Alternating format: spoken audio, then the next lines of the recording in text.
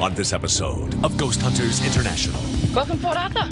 The team heads to Tasmania and a convict settlement notorious for death and mass murder. Why don't you come out and talk to me? Will Ashley encounter the vicious spirit of a rapist? I felt like something poked my knee, and then I'm getting like hot flash. A figure caught on camera But that looks like somebody walking. disappears without a trace. I think it could be something paranormal. Can GHI capture the criminal spirits of the Port Arthur Penitentiary? Or will the convicts get their payback? What the hell was that?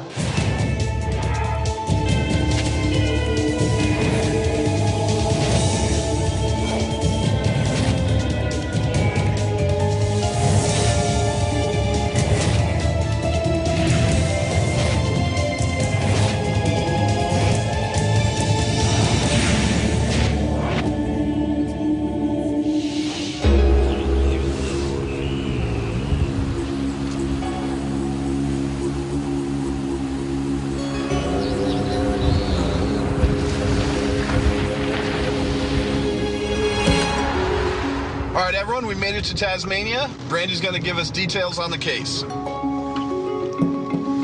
Hey, we are headed to Port Arthur Prison, and this place was built in the early 1800s and was originally used for a timber station in the 1830s. Now, between 1833 and the 1850s, it was converted to a prison for the worst British and Irish convicted criminals. And in 1853, a separate prison was built on the grounds, which was where they sent the most terrible and unruly of the prisoners. Some of the inmates included murderers and child rapists, so, you know, we're talking really, really bad people. Throughout the city, there are reports of full-bodied apparitions, moving objects, disembodied voices, footsteps, knocking. Some people have claimed to have been strangled and scratched by unseen forces. There are strange lights. Pretty much every type of paranormal activity has been claimed all throughout Port Arthur. There isn't just one specific building. We're talking about over 130-some years of people claiming to have seen ghosts and spirits at this place. This place, from what Brandy's describing, is huge. 100+ years of paranormal activity. I want to get in there and tear it up. So this whole thing. Wow, it certainly is spread out. Wow. It is.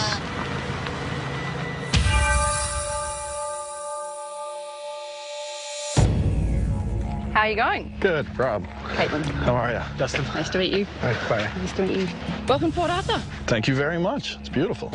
The place opened in 1830 as a timber station, but then they had so many convicts here cutting the trees down, they officially made it a prison in 1833.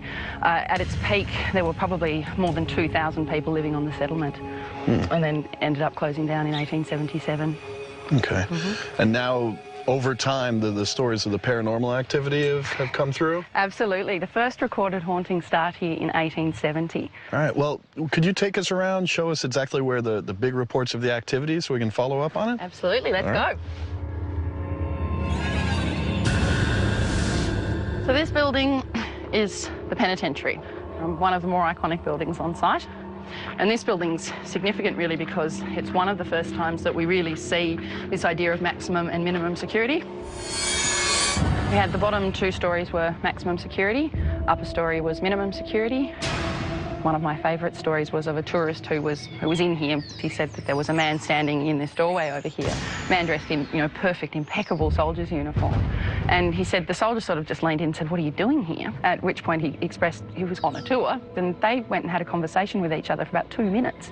And then he goes outside and tells the guide, who says, "There's never been any actors here." And I mean, the man actually didn't believe her because it was just that three-dimensional, that real. So the house we're approaching now belonged to the senior surgeon. There's a room underneath it. For a very long time, people have believed that it was used as a dissecting room. There are many, many documented cases down here of some quite peculiar happenings. There's been an apparition seen standing in this corner here. Tall man in a long black coat with a bald head. People are terrified when they see this apparition. There's always a sense of menace. Down there in the dissection room, I just sort of glanced up in the doorway and I could have sworn I saw the light reflecting off a person, I'd say it was a man's face, out there in the corridor. I went and had a bit of a look just to make sure that there was no one hiding out there. I couldn't find anyone. And it was quite a terrifying experience as well. It makes your blood just run cold for a moment or two.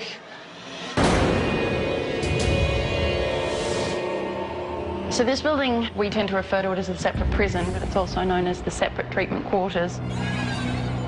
And this really represented a huge shift in the sort of punishments that were given to prisoners at Port Arthur. Up until 1849, all of the punishments here were physical, so it was either leg irons or the cat of nine tails. After 1849, it shifts to the psychological punishment that was undertaken here, which was separate treatment. And it was based on this Quaker idea that believed a man with no distractions would become closer to God. So total silence, you were housed in your cell for 23 hours a day and only allowed out for 1 hour of exercise. Anytime you left your cell, you were made to wear a mask. The guards tended to communicate only using sign language, so the prisoners never heard the sound of another human voice. C-wing, they held the violent, criminally insane. We sort of stopped here because this is approximately the area where a guide who was in here with a tour group had a fairly odd experience. She was standing basically where I would be. Her group was standing here and they kept laughing at her. Finally asked the group what was going on and they said there was a man in convict uniform who kept peering around the side of the cell and making faces at the group. Again, same as we've heard heaps of times before, they thought it was an actor. And then, you know, the guide looked in the cell, couldn't find anything. And then later on, two elderly ladies came running up to that guide and said that they'd actually identified the man as a man called John Gould, and they identified him from a photograph that they later saw in the museum. Is there anything specific that we know about John Gould? He was in here for attempted rape of a child under 10. So I've got a pretty interesting story for you here. This is one of the few cases we have of somebody actually being physically harmed. What had happened this particular night is I was standing pretty much where we are and I was talking away and there was a man who was standing directly in front of me and he just all of a sudden just reached up and just clutched at his throat. And when he pulled his hand away, he had 4 parallel scratches that ran from under his ear down across the front of his throat and finished up about 3 inches under his collarbone. When he first pulled his hand away, they were just faint red lines, and as I had the torch on them, they were actually welting in front of my eyes. They were that fresh. I mean, you say it and it sounds ludicrous, but I believed him because he was standing in front of me the entire time. I would have seen him if he had have done it to himself. So that's the only report of physical activity here? That's probably the most serious one. We do get people just being poked and prodded. Mm-hmm. Yeah. So this building that we're approaching now is Port Arthur's Church, built between 1835 and 1837.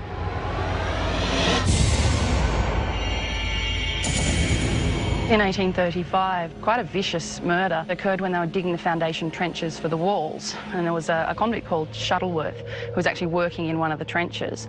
Another man called Riley walked up to the edge of the trench, just put a pickaxe straight into Shuttleworth's head. Actually hit him 3 times with it, but it took poor Shuttleworth another hour to die. Ooh. Wow. And as far as reports of paranormal activity? Most of the reports are of lights, bright flashes of light, sometimes it's balls of light, also an apparition seen in the top tower.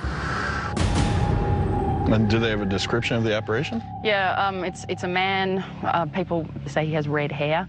They're often quite surprised at how much detail they can make out in the face, considering that it's usually dark when they see it and from a fair distance away.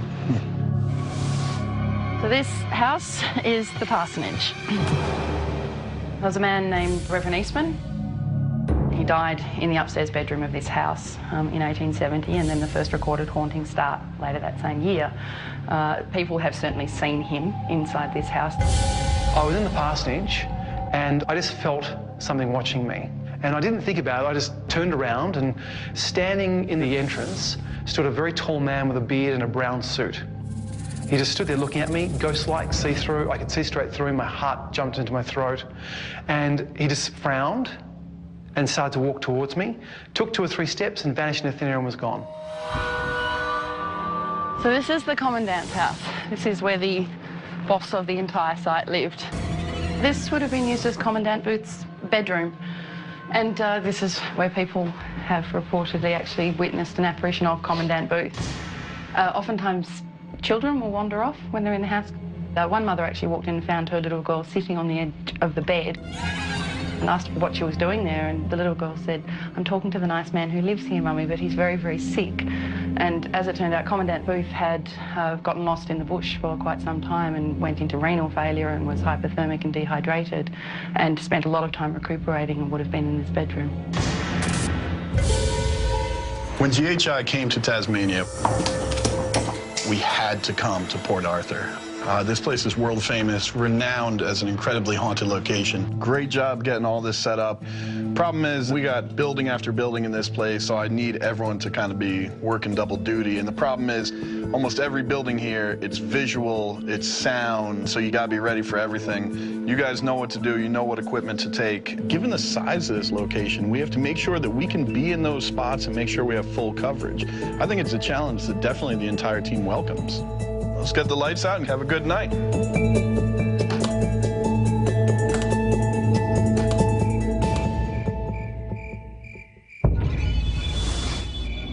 All right, so this is a parsonage. This is where it all started, 1870s. Reverend George passes away upstairs, and he's been seen since. First full-bodied apparition. I got my new recorder. Any ideas where you would like this?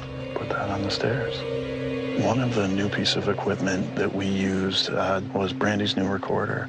It's highly valuable in that it picks up a greater range of the low-range frequencies, and that's commonplace that we've been finding EVPs. This is an EVP session with Brandy, Rob, and Ashley in the parsonage. Reverend George, are you here with us this evening? Could you please come forward and let us know that we're welcome here?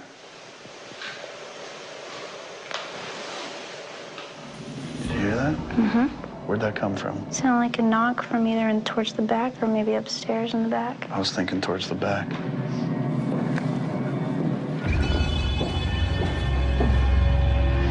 Nobody out there. Whoever is here with us, we'd like you to come forward and speak to us, communicate with us. Okay, I heard that. Yeah.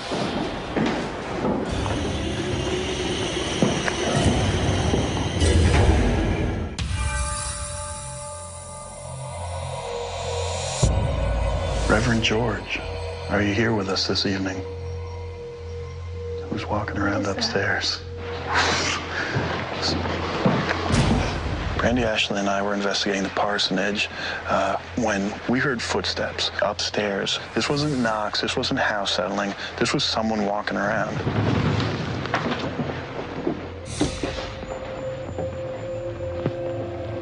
All right, nobody up here. I swear I heard footsteps up That here. was footsteps. Yeah, clearly. We jammed upstairs, we looked around the whole area. The place is empty, no animals, no people, no one. You know, for all the million times we talk about hearing footsteps, that was probably the best example. That was the best footsteps I've ever heard. Well, No, I never heard any footsteps that loud and clear before, so it was a little startling. To whoever's present in this home, if you have a problem with our presence in this home, could you speak to us, tell us that message, or make a sound for us to let us know that you do not want us here?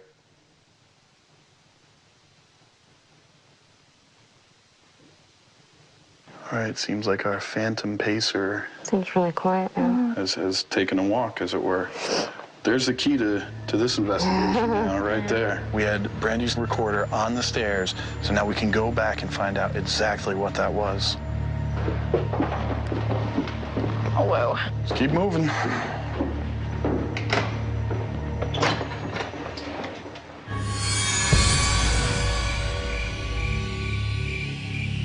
This is the Commandant's house. The Commandant himself, Commandant Booth, that's his room there. He's been seen in there by the bed. So let's see if we can talk to the old Commandant. Okay.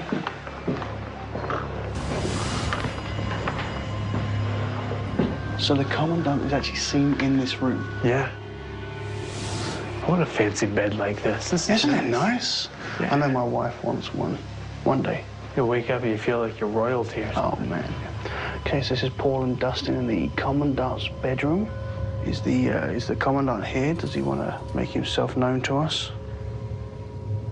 Commandant Booth, can you tell me what it is that keeps you here? Are there any other members of your family here, Commandant?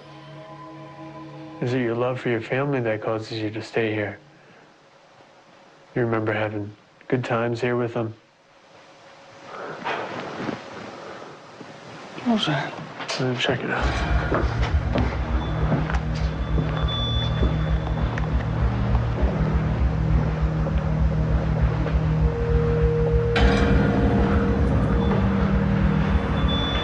Wasn't the door. During our investigation in Commandant Booth's bedroom, Nothing's in there.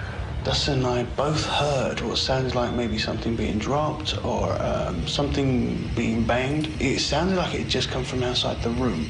Commandant, if that was you, can you do it again? We respectfully ask that you actually come forward and show yourself to us. I did ask if that were the Commodore or anybody in here, could I do it again? It didn't happen again, so basically we hit it with the cameras. Hopefully, when it comes down to the analysis, we'll actually capture something that we actually missed during the investigation. This is the end of EVP session, Dustin and Paul.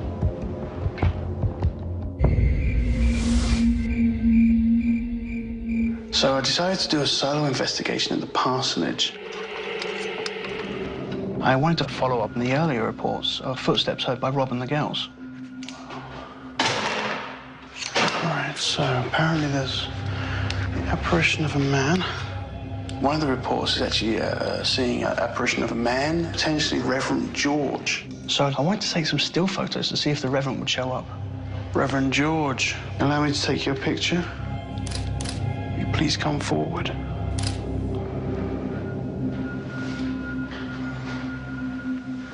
What the hell?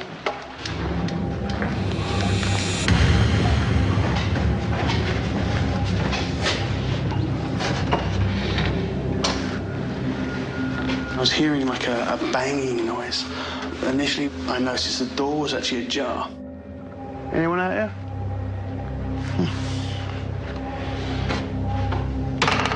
So I actually shut the door and I locked it. Okay.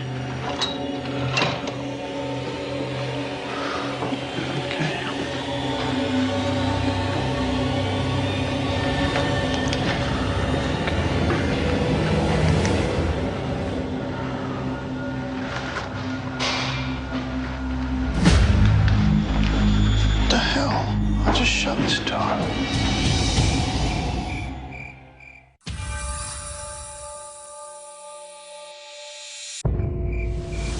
Reverend George, are you in here? What the hell? I was hearing a banging noise. I noticed the door was actually ajar. So I locked it.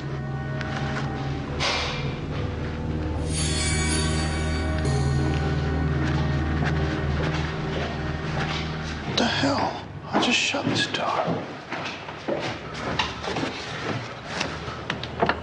And again, the same noise. The door had actually opened up even further.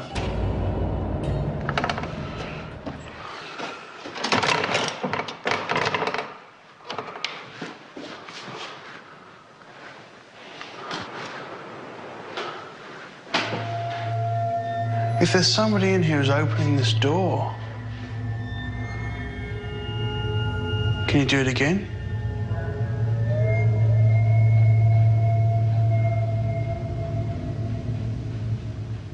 Can I say that's paranormal? No. And it could well have been just a case of I didn't quite shut the door properly.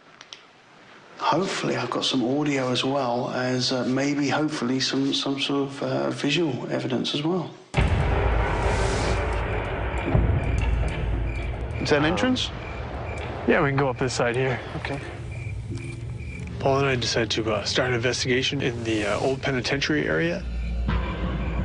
The main stories that we have from this place are the apparitions of a soldier he's been seen in full uniform.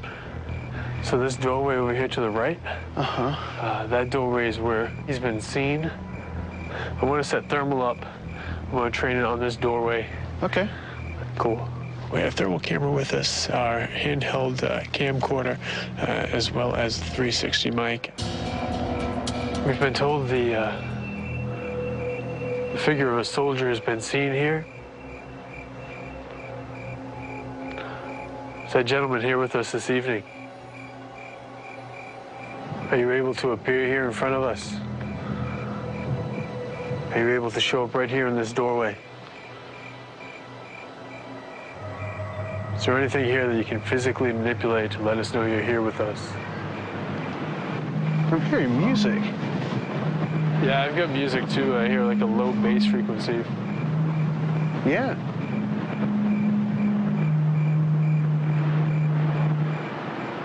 I was listening live to the 360 and I was able to hear almost like there was a bass line being played. It's too far away to make out what the music was, but you got that.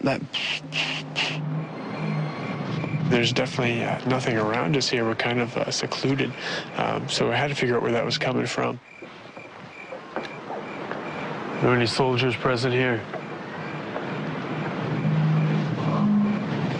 Is there anyone still present here?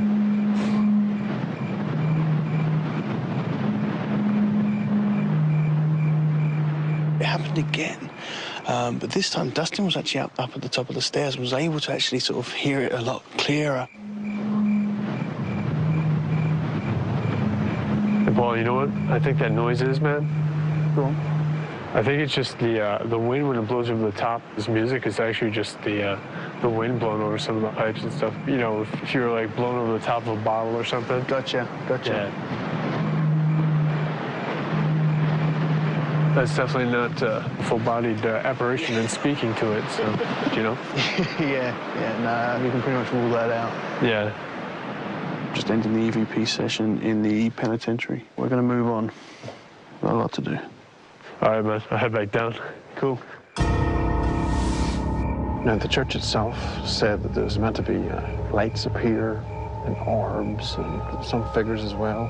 I think what I'd like to do, Joe, is just past this lamppost. Let's just get a few shots. Joe and I stopped off outside the church. Wanted to get some photographs of the grounds to see if anything would show up unusual. I put it on a 30-second shutter, so that should give us a good view of the area. See what we've got.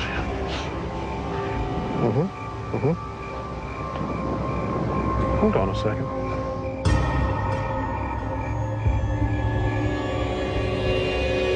See that, Joe? What is that? That looks like someone walking. It does. Is somebody standing there? That can't be right.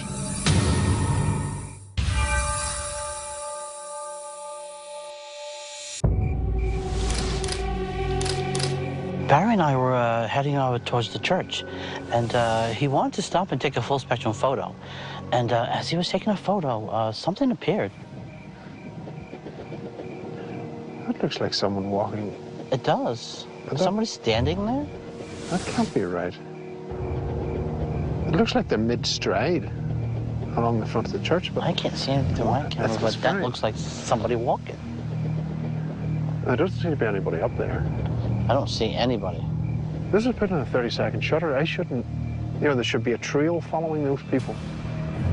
Oh, yeah, because the camera takes time for it to take the shot. So if somebody walks. If someone was walking across there, they should have a trail, but I'm not seeing a trail in this shot.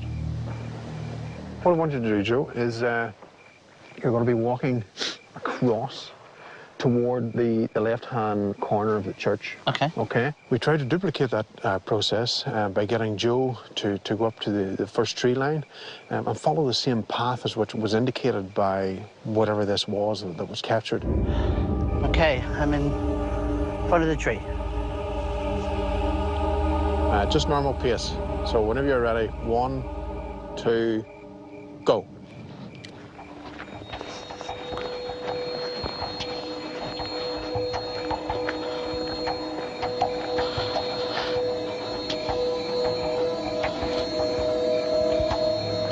Okay, reach the peak. Okay, Joe, it's as I thought. You're leaving a trail as you walk, and I can't understand that other image that we seen. What that image of that man in mid-stride is, I just don't know. I think it could be something paranormal.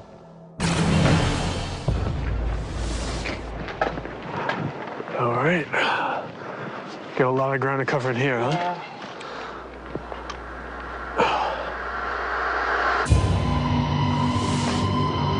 So what do we got? We've got John Gould. Mm-hmm. John Gould, the child rapist. Child rapist. Yeah, real nice history with him. John Gould. We know you're here with us. Why don't you come out and talk to me? John Gould, prisoner 12505. I want you to show yourself. So this is supposedly where he's been seen. Is this the one? Yeah. Yeah, making funny faces. Yeah, sticking his head out and making faces. It's crazy. It's creepy. Here we are. You know, John, we all think you're pretty despicable for what you did. Personally, I don't think there's any forgiveness for the kind of deeds that you committed. And the fact that you're showing you're still a coward, still afraid to come out. I want to step out of your space. I want to leave Brandy and Ashley here. All three of us were in the cell where John Gould has been reported to have been seen. And I decided to take myself out of the equation, thinking maybe this guy would be more apt to show himself with just the two ladies there. John, do you like having two women in your cell? So I hear you scratch people. Why can't you do that? Why haven't you done that to one of us yet? Touch one of us, do something. I'm wanting to see some kind of physical proof that you're here. Well, if one of you guys step out and give it a shot with just one in there. Actually, I want to leave this recorder with you. Okay. Here.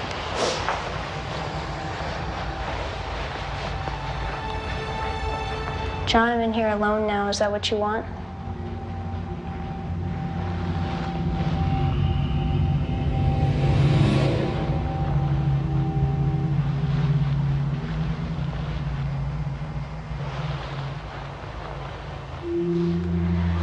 Hey, can one of y'all come in here really quick? What's wrong? I was standing here, and I swear to God, I'm not kidding, I felt like something poked my knee, and then I have this weird feeling, like I'm getting like hot flash, and I just all of a sudden felt like I was about to pass out, and I had to lean against the wall. Just something like that happening to me. I think, honestly, it proved something to me that there was someone else in there with me, or some other type of energy. It's just so weird. Like, honest to God, I've never had that happen before. Anything like that. All right. I'm like freaking out right now. Sorry. I'm still extremely shaken up. Like, if I had a choice, I wouldn't want to go back in there. It's the basement underneath the surgeon's house, where they said that they'd done dissection of human remains. Yep. And there's the smell of formaldehyde and things in it.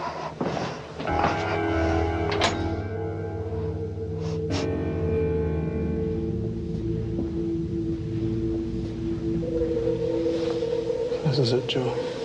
This is the room that they've done the dissection in.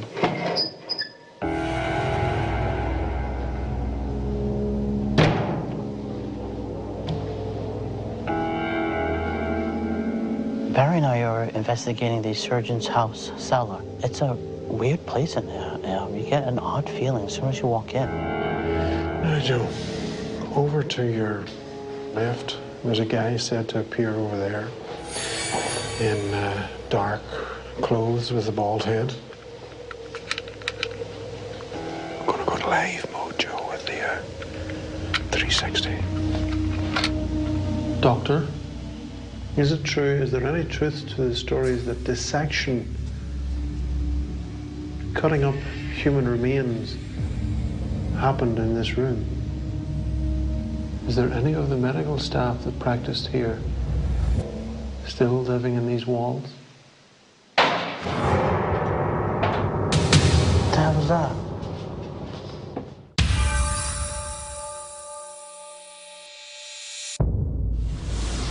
Is there any of the medical staff that practiced here still living in these walls?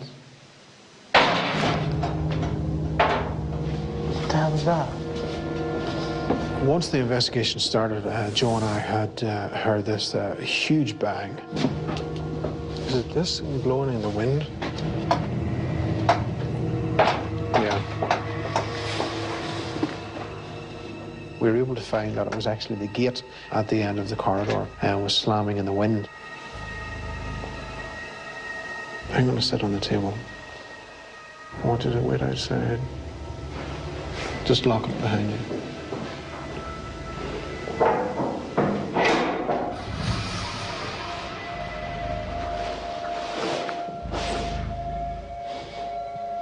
I lay for a moment on the surgeon's table where it said that he dissected some of the bodies. You saying anything, Joe? No. I just heard a man's voice now. Inside the room? I think so. A whisper. I'm hearing something very unusual, Joe, on the microphone. There's a scratching going on. It seems to be coming from the left, the rear, toward my legs. During that particular session, I could hear scratching coming through the 360 mic as I was listening to it in real time. It suddenly got very cold here, Joe. The temperature seemed to drop as well. Have you still got a temperature probe, Joe? Yes. Take a temperature reading from outside there in the hallway. It seems to be about 46. Okay, Joe, come in and take a temperature reading now. Oh, it's 31. The atmosphere in the place turned as well. It turned aggressive, almost confrontational. 30. Oh! 29.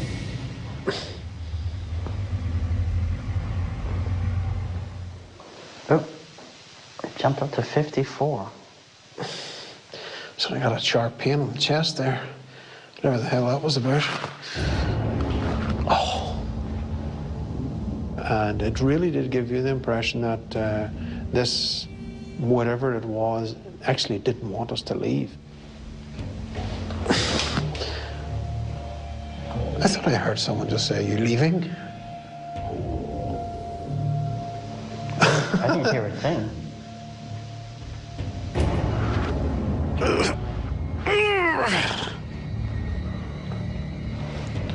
You all right? Yeah. Why don't you come forward and try and stop us from leaving? You just touch me in the back? No. Both my hands are occupied. As we were leaving, it felt as if someone, I actually thought Joe had tapped me in the middle of the shoulder blades. Just as I turned, as I was turning to you, I felt as if you had touched me in the middle of the shoulders. No. I'm like this, and staying still. It's going to be a wonderful analysis for us, so I'm really looking forward to seeing the results. All right, everyone, that's a night. Let's get back to Command Central and start getting packed up. At this point, Port Arthur lives up to its reputation. We have disembodied voices, we have footsteps, we have people thinking that they have possible apparitions, physical contact, the list goes on and on. This place, man, this was something. From my own personal experiences, the way whatever was in that cell with me made me feel like an emotional breakdown, pretty much. I honestly believe that Port Arthur is haunted. It has been a fantastic evening, a lot of personal experiences. We were covering it with a lot of equipment, and I'm really hoping for a lot in analysis.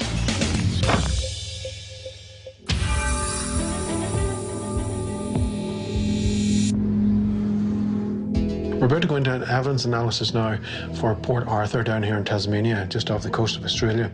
It has been a remarkable investigation for us. There was a lot of personal experiences had. Ashley had reported actually being touched. So we want to see if anything is going to reflect on that and maybe shed some light onto the hauntings that are said to happen here. Hey, Ashley. Yeah? Okay, so I'm sure you remember these separate treatment quarters. Yeah. Well. And you were asking John Gould to come into the cell with you. Yeah. I think he took you up on that offer. Okay. Why don't you come out and talk to me?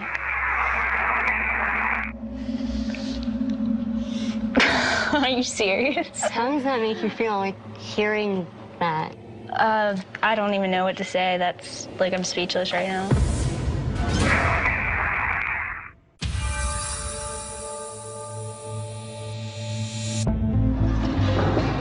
Hey guys, welcome back to Port Arthur. Oh, thank you very much. We're actually very happy to be back. Quite a bit to talk to you about today. Fantastic. All right, the parsonage.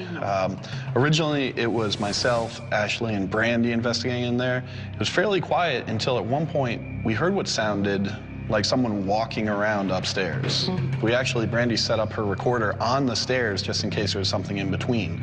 We went upstairs to try and track it down to look for. Unfortunately, we go back and listen to the recording and... Nothing? Well, there's noise, but you know what? If it's going to be between paranormal, a ghost, and building shifting and settling and just kind of noises, we have to go with just random noises. Yep. Now, this next one, I love this one. Okay. I think this is great.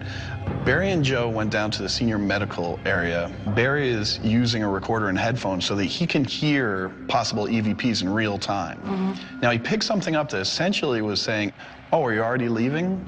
Almost toying with them. The other thing they noticed in there was wild temperature fluctuations. I mean, we're talking from 33 to 55 to 47. Wow. Just all over the charts. So myself and Barry went back.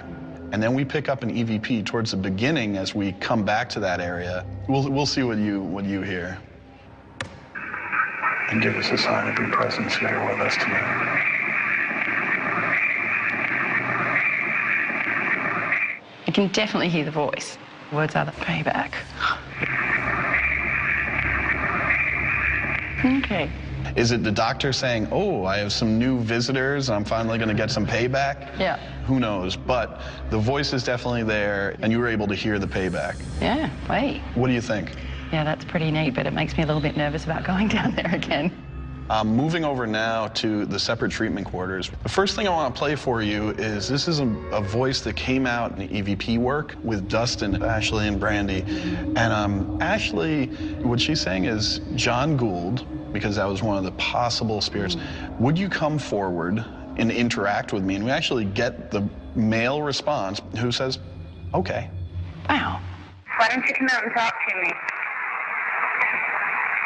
Why don't you come out and talk to me?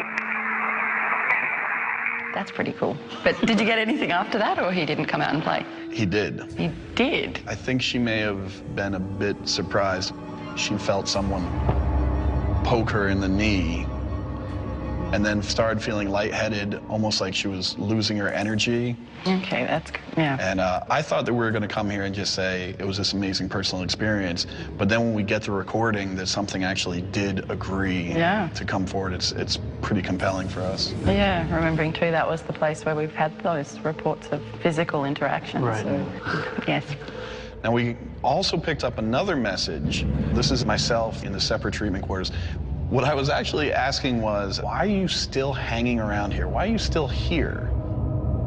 Guys, you're in prison. What are you still doing here? What are you still doing here? Oh, you got told, didn't you? That was a get out. Yeah. Yep. Exactly. What are you still doing here? That's pretty good. That's a good one. Yeah. Okay. So this was interesting because it definitely seemed interactive. So that is the audio that we were able to pick up. We do have a couple of visual things that we're going to share with you as well. The first thing I want to show you was captured on our DVR camera, which was set up in the commandant's room. You had told us stories about children going in there and seeing the commandant sitting on the bed. And there was something that was captured there, so I want to share that with you here. Nobody's in the house at all. All the teams were accounted for elsewhere. I want you to keep an eye on the dressings there. Okay. Now, we found that interesting because, like I said, we know no one's there. Rob and I did the thermal sweep there. We go through looking for drafts and such. We open that front door, close that front door. These things never move at all. We'll play it again for you. Are we going to come out and say, well, you know, the commandant is tugging at the bed curtains? No, but it is interesting that throughout the entire investigation, that camera was trained on this area the whole time, and that only moves at one time. That's the only time it happens. Only time. That is unusual. If that's the only instance of that occurring, then I'd be... One time. Yeah, that's pretty cool. During the investigation, Barry was traveling with Joe, and they wanted to take some photography of the church. You had told us people had reported seeing an apparition up in the bell tower and such. He was using a 30-second exposure at the time, which came up as odd when we saw this picture here. And we're looking at this little guy right here. It looks like he's, or she, whoever that would be in stride. As you can see, the legs moving as in a walking motion. But with the 30-second exposure, that should be... Yeah, blurry. When Barry was taking pictures, he had Joe walk by, and you can see there'll be like a trail. Yeah. You can see like a white trail. Wow. But then in this one photo, you have someone just captured there. Somebody walking over a 30-second exposure. Who's the person? That was our question. Who's the person? We went through as many explanations as we could come up with. Perhaps the world's slowest walker, and it takes him 30 seconds to take that one step. But I think that what's impressive here is that, you know, as you can kind of zoom in, you see that this is an individual, full-bodied, full shape. So why does this image appear and just stay in that one stride position for 30 seconds? We just we have to throw our hands up at this point. Yeah, that's a great photo. I have no idea who it would be. So at this point, with our understanding of what transpired here between the strange experiences coupled with the voices, the EVPs that were captured, we can say that we do indeed agree with many people over the past 100 years that Port Arthur is haunted. Okay. Thanks so much for all the work that you did, guys. I'm really impressed with what you got. It's been a pleasure having you here, too. Well, thank you very much. We had a great time. Great. Thank you. The body of evidence that GHI brought to us is really good. The EVPs that they got were really clear and interactive, which was the thing that surprised me the most. The photo that they actually showed me was amazing. I've never seen anything quite like it.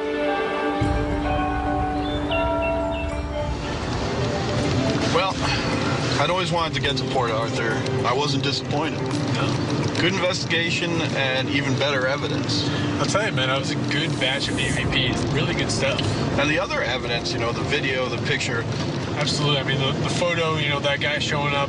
Yeah, definitely strange, and coupled with some huge occurrences, good solid case. Another one in the bag, Port Arthur. Done and dusted, and we're on our way. That's it, man. Rock and roll.